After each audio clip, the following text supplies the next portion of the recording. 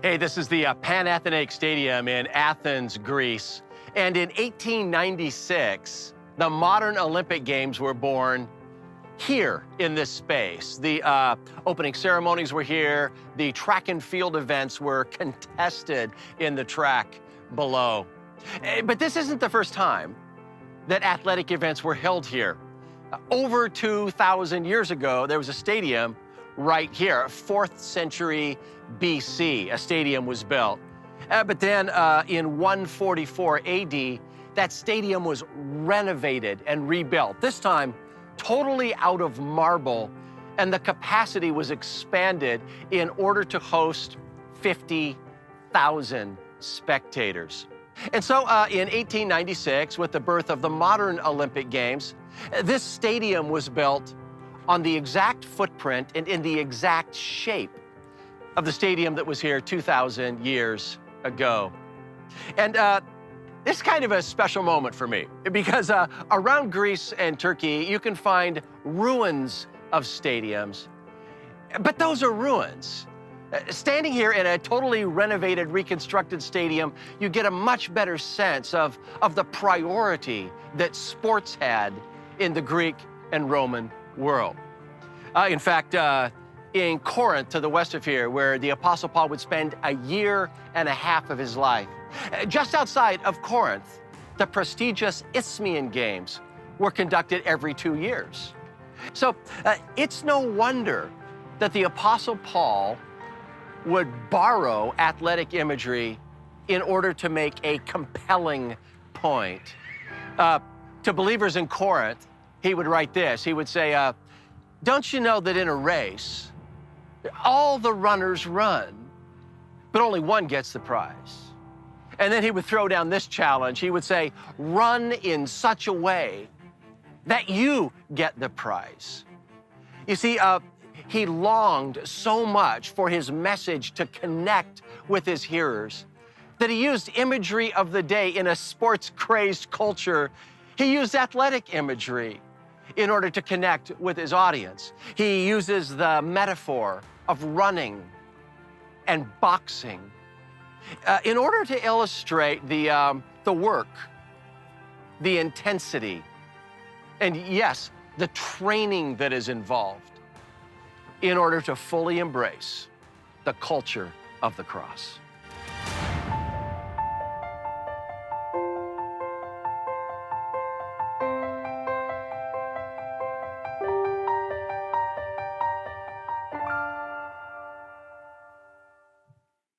Well, good morning. It's so good to see you. And hey, those of you worshiping with us at our campuses, I'm just so pleased that we get to be together to get into this next installment of Culture of the Cross. Chris and I are returning after a couple weeks where I was speaking in Czech Republic and Slovakia. And you know what to say, it's good to go away and it's good to be home and good to be back in the saddle here. Hey, can you do something with me? Can you thank Aaron Buer? Just show your expression of thanks for Aaron jumping in. Last couple weeks, I'm just so grateful for Aaron in bringing his skill, gifting, and hard work into just consistent communication here at Ada Bible Church. And so now I want to turn our attention to this series called Culture of the Cross, and let's begin with something that is close to some of your hearts, which is grilling.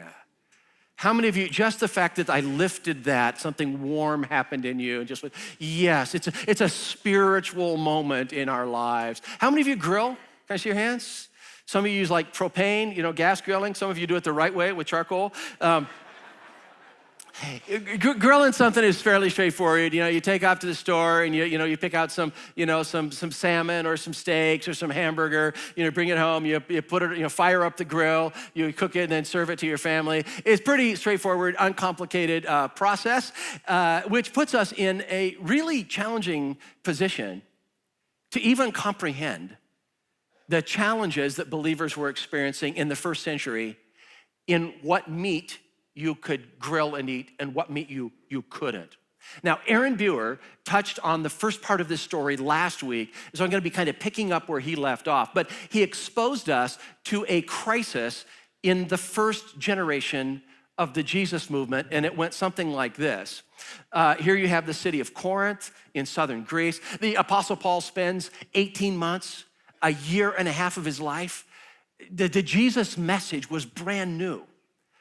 I mean, relatively speaking, the crucifixion and resurrection of Jesus was a current event.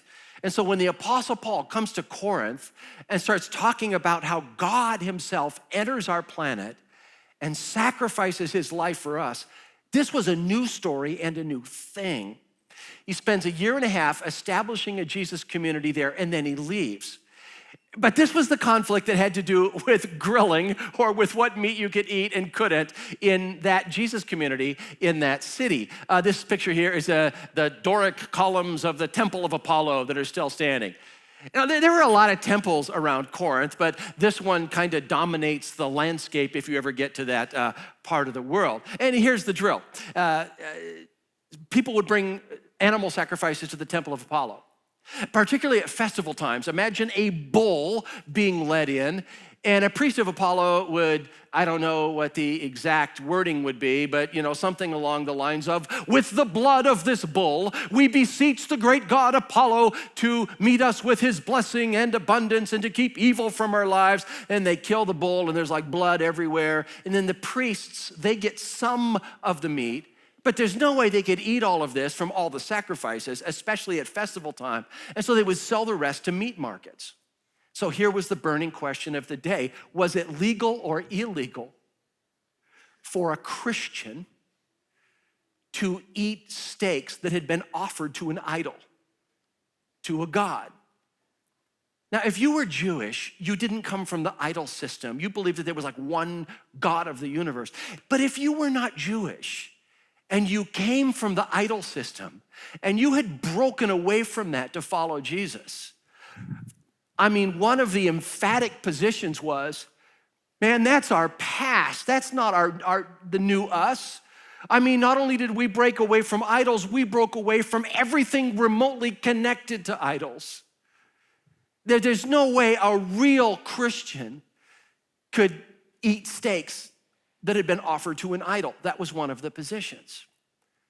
Another position was this: Apollo isn't real. There's no God Apollo. I mean, all that is a fancy statue in a fancy building. Just because some priest does some hocus pocus over this bull, it doesn't contaminate the steaks. I am perfectly free to eat steaks that have been sacrificed to one of the gods. I have a right to eat steaks, and so there's this, I have a right, you have no right to eat those steaks. Any real Christian would abstain from that, and so this is a welcome to the great steak feud of Corinth in the Jesus community in the first century. And right about now, some of you are going, who cares? I mean, dude, it's 2,000 years ago. How they solved that conflict has nothing to do with us. It really does. Because we're in a different culture, we're in a different day, but this whole argument had to do with rights. I have a right, you have no right. You have no right telling me what to do. I have a right. And the instruction that the Apostle Paul, who is their spiritual father, the instruction that Paul is going to give them is kind of going to go along these lines. He's going to say, listen, you're asking the wrong question. The question you're asking is, I have a right, don't I? They have no right, don't they? He says, you're asking the wrong question. And he tries to lift the conversation and to get them to ask a better question. Because listen, asking a radically different question can lead you to radically different behavior. Asking a radically better question can lead you to radically improved relationships. I'm talking your friend group, I'm talking family, I'm talking businesses, particularly those with Christian ownership or believers in management. We're talking about churches. When you have a culture of I have a right and you have no right, the effects are pretty predictable. Those who are called to ask a better question Just remember, a radically different question might lead you to radically new and better behavior and relationships. Now, if you got a journal with you, I believe that the text for today, it's like on page 59, so the verses are there and there's a space to write there. If you do not have a journal yet, these are at each of our campuses, each of our locations. Snag one on the way out, free of charge. There's a place there to take notes. But the conversation that the Apostle Paul attempts to lead these people in, to draw them toward a better question, it unfolds in 3 phases. It's like a 3-phase argument or a 3-phase approach to help them just to think differently about this whole steak feud, meat offered to idols issue. And so phase 1 of his argument or conversation is just this. I've just called it, I had a right. I had a right. I'd like you to say that with me, would you? I had a right. Ready? I had a right. Now I want you to say it with some attitude. Maybe even unholster your index finger. Go, I had a right. Ready? I had a right. This is the first phase of Paul's conversation. Notice his wording in 1 Corinthians 9, verse 4. Don't we, what? 3 words. Don't we have the right? Don't we have the right to food and drink? And what Paul is talking about there is, didn't we, when we were in Corinth for 18 months doing Jesus work, didn't we have a right to have our expenses covered? When we came to your town and spent all this time growing the Jesus community, didn't we have a right to food and drink? Didn't we have a right to have our expenses covered? But when Paul came to Corinth for a year and a half, he didn't have his expenses covered. When Paul arrives in the city of Corinth, he seeks out a couple, husband and wife. Wife's name is Priscilla. Husband's name is Aquila. And they're tent makers, like their trade is like making like awnings or tents. And you would read this in Acts chapter 18. Paul went to see them, Priscilla and Aquila, and because he was a tent maker as they were, he stayed and worked with them. I just want you to note something in that verse. It appears that when the Apostle Paul arrived in Corinth, he got a job. And he's providing for his food, for his clothing, and for his lodging. When the Apostle Paul came to town, he got a job. And you're saying, wait a second, he's not there to make tents. He's there to get people to understand the Jesus story, to have dinners that go late into the evening with people that have questions, to answer their questions. He's there to disciple people and get their roots to go deep in explaining what Jesus was about. How is he doing that when he's making tents? The answer is he's holding down 2 jobs. One job is his day job, to work to support his own needs. And then in every spare minute that he has, he's pouring himself into the Jesus community. When the Apostle Paul was in Corinth, he worked 2 jobs. And you go, well, he probably did that because he had no right to a salary. No, his point is what's phase 1? I had a right. And so what he does now is he goes on this riff of different occupations where people have a right to compensation. And so he starts with soldiers, and he just says, who serves as a soldier at his own expense? If you work in the Roman military, they pay you, and when you're deployed, it's their job to feed you. What's his point? Soldiers have a right to compensation. And when I was in town doing ministry, I had a right to compensation, but instead, I worked 2 jobs. Okay, got it. No, not even close. He's on a roll. Who plants a vineyard and does not eat his grapes? Put these vines into the ground, watch them grow, prune them, tend them. When those grapes grow, you get to enjoy eating those grapes. You see, farmers, they have a right to compensation, but when I was in Corinth, I worked 2 jobs, okay? Soldiers and farmers, got it. He's just getting started. Who tends a flock and does not drink the milk? You're tending goats. Goats need to be milked. People who are shepherds, they have a right to the milk to turn some of that milk into cheese. Shepherds, they have a right to compensation. And when I was in Corinth, I had a right to compensation, and yet I worked 2 jobs. Got it. He's almost done. All right, one more example. For it is written in the law of Moses. Now he pulls out the Bible.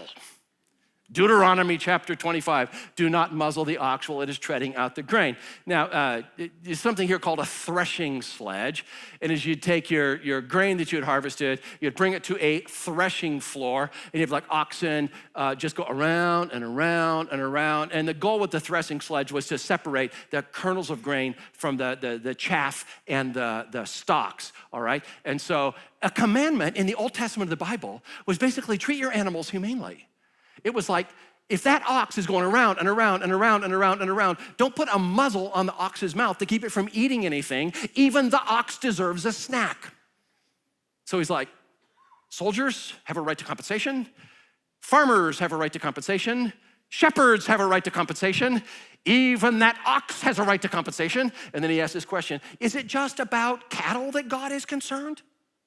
Saying, okay, Paul, we got it. Soldiers, farmers, shepherds, oxen, all had a right to compensation. And when you were in Corinth, you worked 2 jobs. Is there a point here? He says, yes, there is. My point is that while we had a right to have our expenses covered, we released that right. And I worked 2 jobs.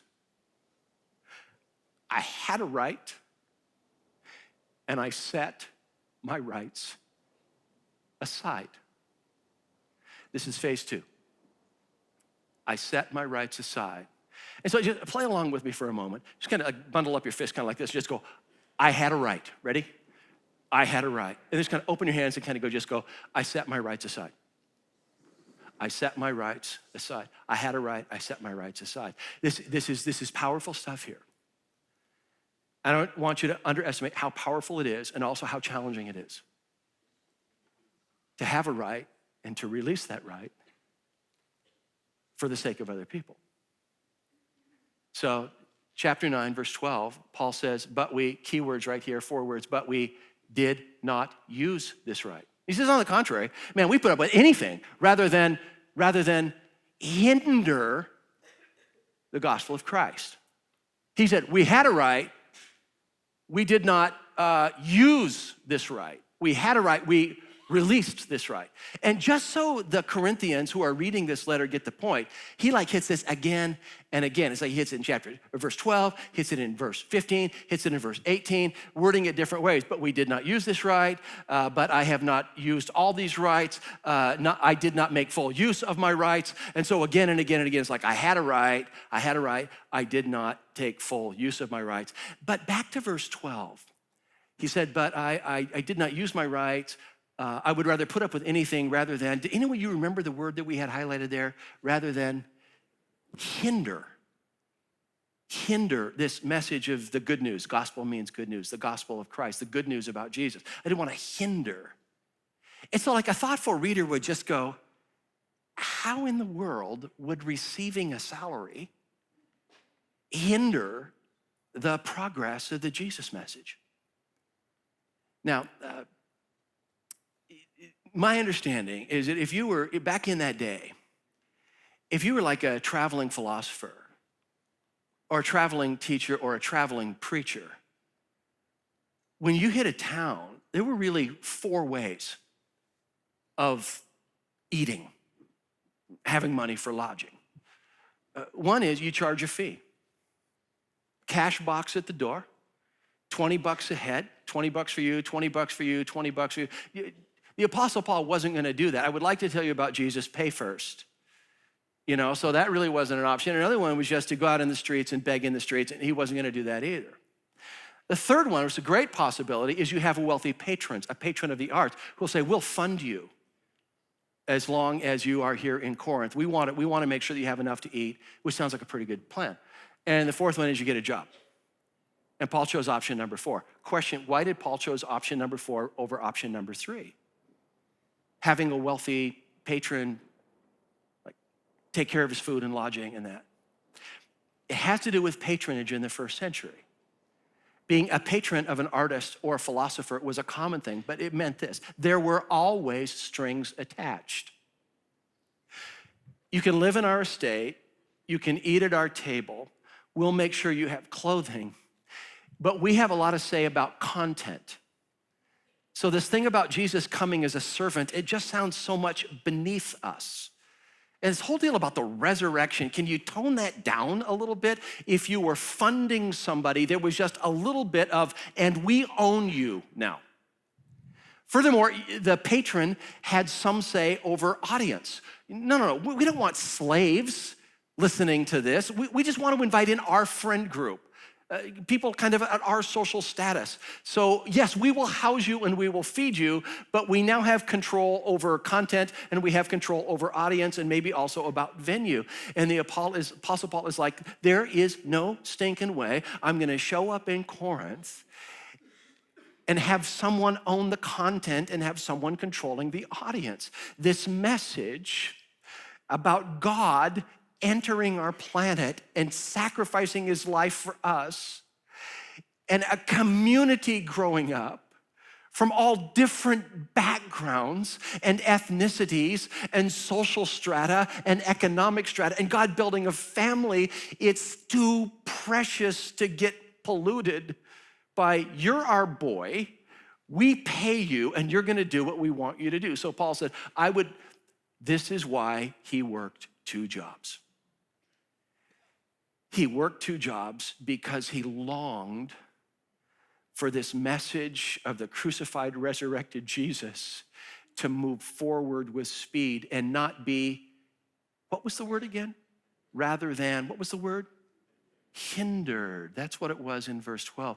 Put up with anything rather than hinder the gospel of Christ, the good news about Jesus. Now, the word hinder was often used, that word was often used in Greek culture as a term for blocking someone's way. What today we'd call a roadblock. The Apostle Paul said, the reason I worked 2 jobs is I just didn't want there to become a roadblock to faith. Now, to get this image a little clearly, work with me for a minute here. In September, I visited a friend's cottage in Pentwater. Any of you know Pentwater area? Okay, so again, kind of like a Google Maps thing here. The town, village of Pentwater is up here. Cottage was right down here. And of course, easy, go right around here, a couple miles away. And in Pentwater, you got, bakeries, coffee shops, you can get a burger and fries or whatever. And that little bridge right there, Long Bridge Road, had a little bit of water crossing over the bridge. And so as you approach Long Bridge Road, there's just a sign that says road closed. Now, I know exactly what some of you dudes are thinking. You're looking like, you can get a car around there. You think like I do. But on the other side of that was this. It's like, no, you're not getting through here. I did get my bike through right there and through 6 inches of water, knowing some guy was on shore going, hey, film this. He's gonna go down. He's gonna go down. But I didn't. But this is a roadblock. Now, what that meant is for this, that if you are on the south side of the lake, you can get to Pentwater, but it meant going south, crossing under 31, going a little bit to the east and coming back up. And now all of a sudden you can see the cottage that you were visiting 15 to 20 minutes later. You can still get to Pentwater. It just got very hard. I just want you to hear Paul's heartbeat. He's saying, there's no way I want to do that to people coming to faith. You see what he's doing here? The reason he worked 2 jobs is because that's radical behavior, but he is embracing this radical behavior because he's asking a radically different question. The question he's asking isn't, do I have a right to a salary? The question he's asking in this, what type of attitude and what type of behavior could most rapidly draw people toward the Christ? That's a different question. And he's just going here, if working 2 jobs means that people come to faith faster, there is no way I'm gonna do this patron of the arts thing and throw up a roadblock to growing faith. We gotta talk about this. What if demanding my rights? What if a culture of demanding rights can actually throw up a roadblock to people coming to faith through the influence of our lives? through the influence of our families and through the influences of our church. Follow me here.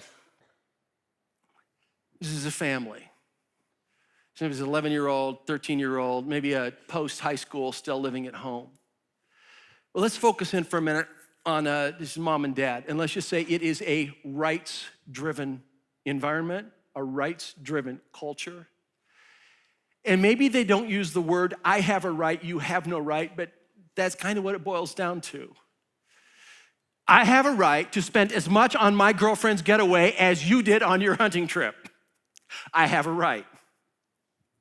I work hard. I have a right to watch a couple ball games on a Saturday afternoon. We both work outside the house. You have no right not to do 50% of the cleaning and 50% of the cooking and 50% of the upkeep. You have no right to schedule an event, an evening out with your friends, and then inform me that I'm watching the kids. I have a right to be included on that before you make the commitment. Welcome to a rights-focused environment. I have a right, you have no right.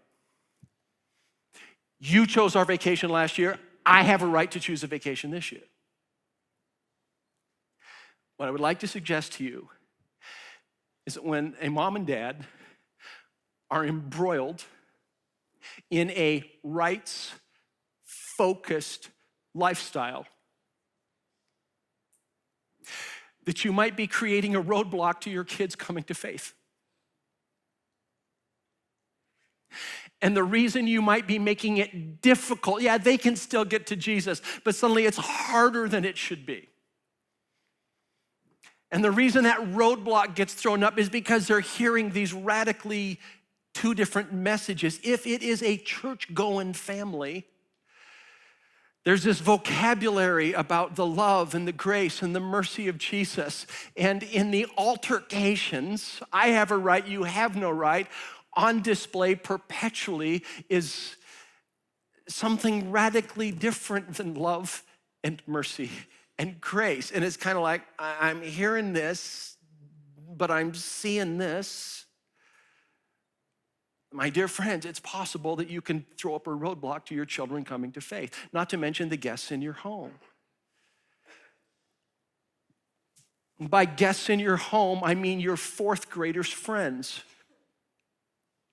that show up in your family room and listen. When there's tension, you can smell it in the air. There is a possibility for a fourth grader or a sixth grader to hang out in your home and to say, if there's an atmosphere of generally an atmosphere of peace and an atmosphere of goodwill, there's a possibility for that sixth grader later on in life to be able to say, that was the first time I experienced a family that was working. I'm not talking perfection here. I'm talking apologize faster. Some of our arguments should be modulated down in tone, not like our life depended on it. Apologize more. I'm not talking here about perfection. I'm just talking about general direction and growth. See, this is what I mean when I say that asking a radically different question can lead us to radically different behavior. If my low question is, how can I get my way? You say, well, it probably needs to be better than that. If you say, well, we just want to fight less. I'm going like, well, that's good, but there's something higher. What if our home, here's a vision, what if your home is supposed to be one of the greatest positive arguments for the goodness and grace and love of Christ? What if the culture of the cross gets reflected in your family? Now, I'm not just talking to husbands and wives anymore. I'm talking to the 13-year-old, I'm talking to the 17-year-old, I'm talking to the 22-year-old that has rebounded at home for a while. What if the culture we're supposed to build here is a culture of grace?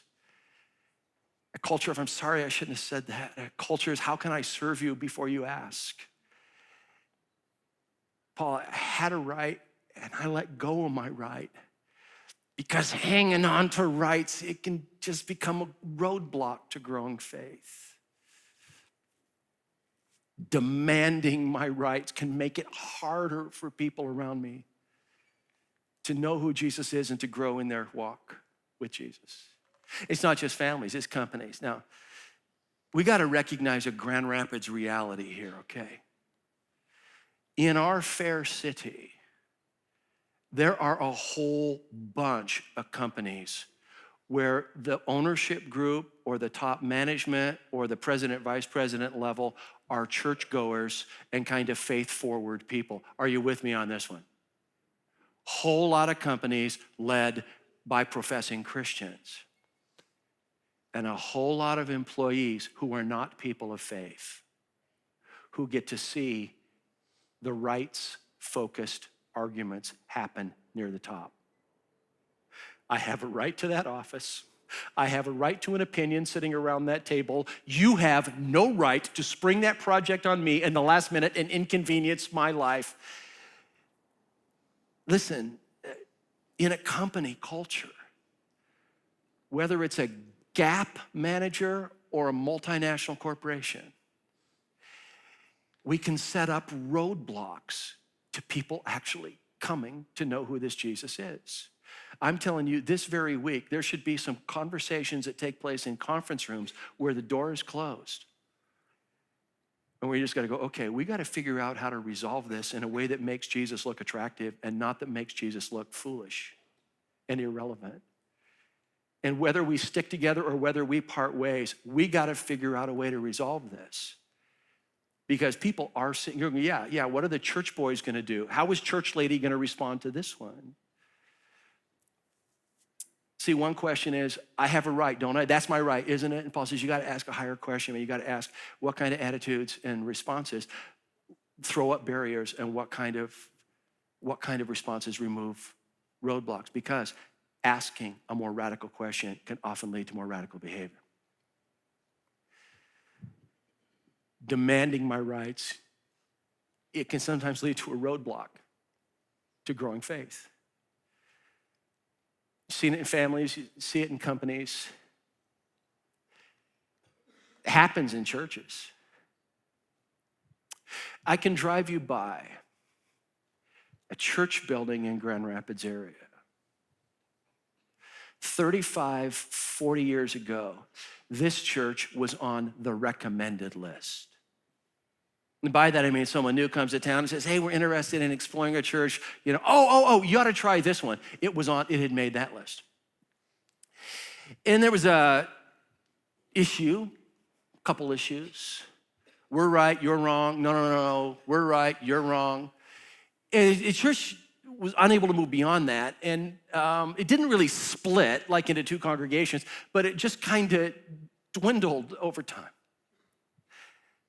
Now, I believe that in that building, 35 or 40 years ago, hearts were being changed. People were coming in contact with the forgiving gift of Christ. Wounded emotions and pasts were being healed. People were moving forward. And if I drove you to that parking lot today and pointed to the building, honestly, we don't know whether a baptism has happened in that building in the last 20 years.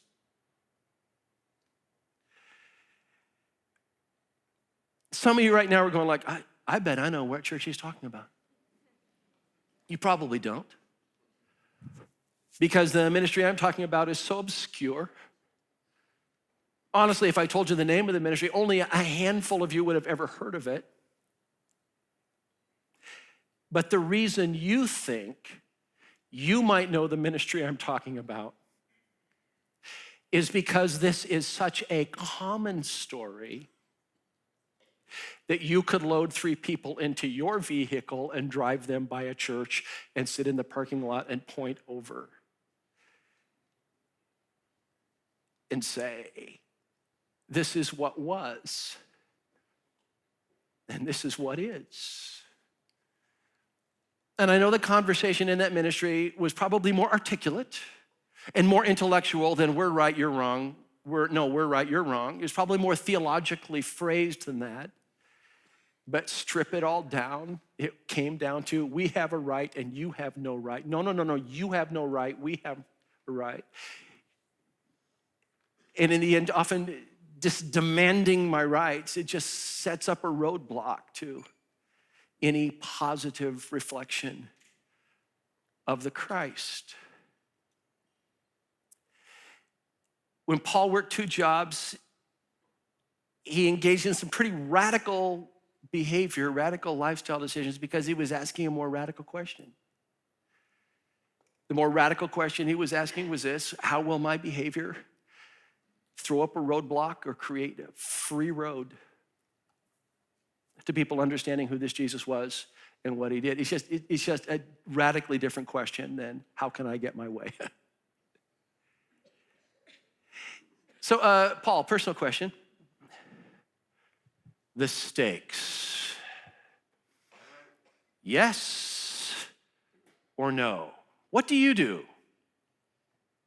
The Apostle Paul says, I'll tell you what I do. When I'm invited to a dinner somewhere, the first thing I do is I case the room. I try to figure out who's there. And I try to figure out how what I put on my plate is going to either create a roadblock or move them closer to the Jesus story.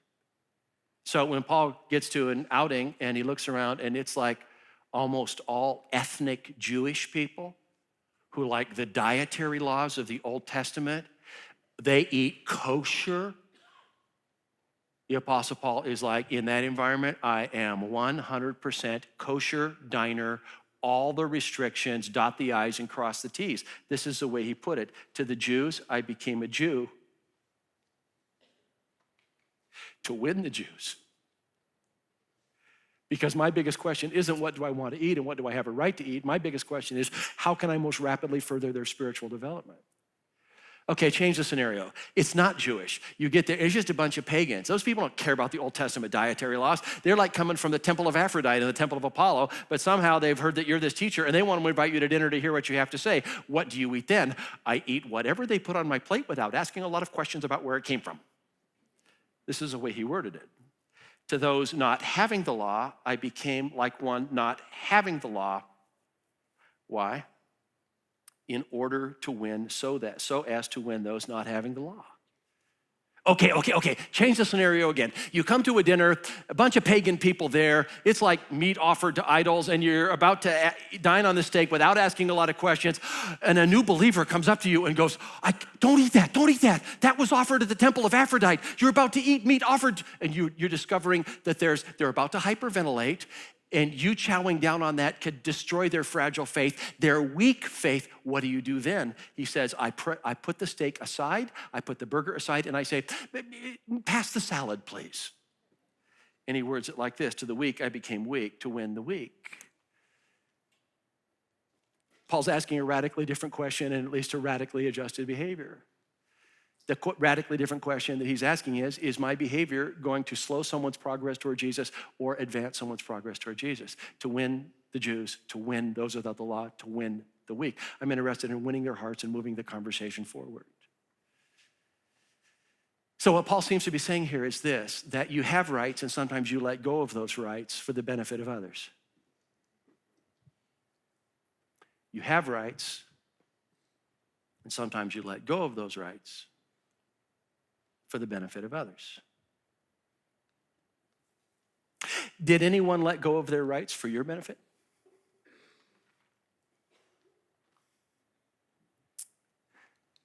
The story of the cross is that God enters our planet and he comes in weakness and he comes in humility and he comes in sacrifice. This is the story of the cross. Jesus releasing his rights and given himself for us. The culture of the cross is a culture of releasing my rights for the benefit of the community. To release my rights, to remove roadblocks for people coming to know this God of the universe who gave himself for us. This is the culture of the cross. Whatever you do not think this is easy. This is intense. It's focused. And is it a stretch to say that sometimes it might be painful? And so it is. This final phase of our conversation, the Apostle Paul is about to turn in a direction that I don't expect him to go. He's about to say, if you think this is easy, this letting your rights go for the benefit of others, think again. And he pulls on an image. The image that he draws upon is Olympic training. People working out. People in physical conditioning in the hopes of competing in the Olympic Games. So phase 3, just look at this quickly. He says, I'm in training, and you should be in training too. Phase 1 of the conversation, I had a right. Phase 2, I let go of those rights. Phase 3, understand, this is hard and it's difficult and it can be painful, but I'm in training. Go back to the Panathenaic Stadium. It was a sports crazy world. And of course, right outside of Corinth, you had one of the foremost popular Olympic-style games called the Isthmian Games that were held every other summer. If you lived in Corinth, you saw athletes training all over the place. And I wonder if there's this day where the Apostle Paul is watching these guys racing and they gave whatever the Greek version of it is to on your mark, get set, go, and they take off out of the blocks and they are straining and someone leans and the Apostle Paul's watching it and going, man, if we gave 1/4 of the intensity that they're pouring out there in our community, we would be crushing it. And so this is what he writes to his friends. He says, now don't you know that in a race all the runners run, but only one gets the prize? Now in our Olympics, we give out a gold and silver and bronze medals. In their Olympics, there was like the winner and then everybody else. And the winner received a pine wreath in the Isthmian Games.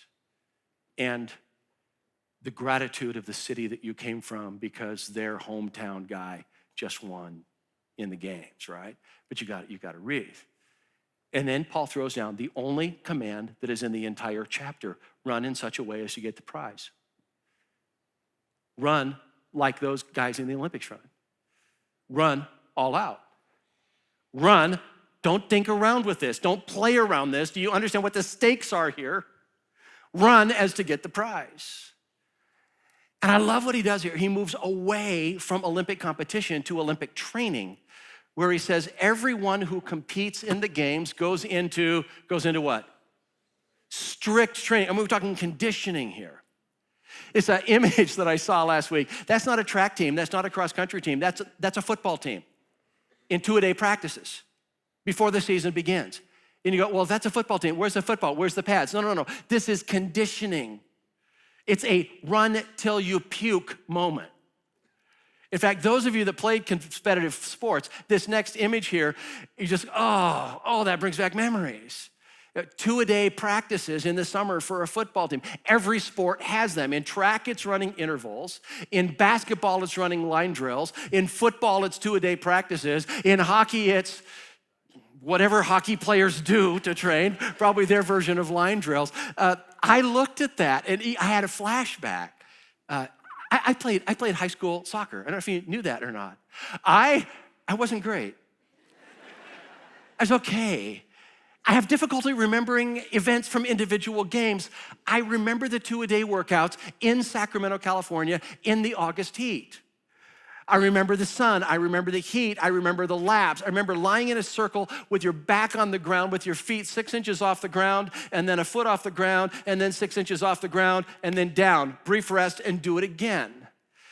Jumping in our buddies' cars, driving to the American River, baptizing ourselves in the coolness of the water, and then driving back for a second, may I have another please, practice.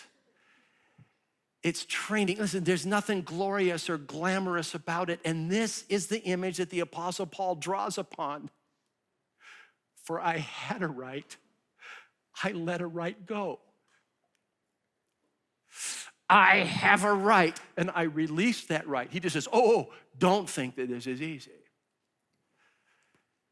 Now, those pine wreaths that the winners get in Corinth, you kind of go, yeah, I bet there's a lot of those still around. No, they dry up and they blow away. They do it for a crown that will not last, but we do it for a crown that will last forever. These people are embroiled in the great Corinthian stake feud. And the Apostle Paul is going like, don't you understand what we're doing? It has eternal consequences for people's hearts and for people's eternal destiny. Those guys out on the track, they are going all out and they're doing it for some wreath that's gonna dry up and blow away. There's something we're after here that is eternal.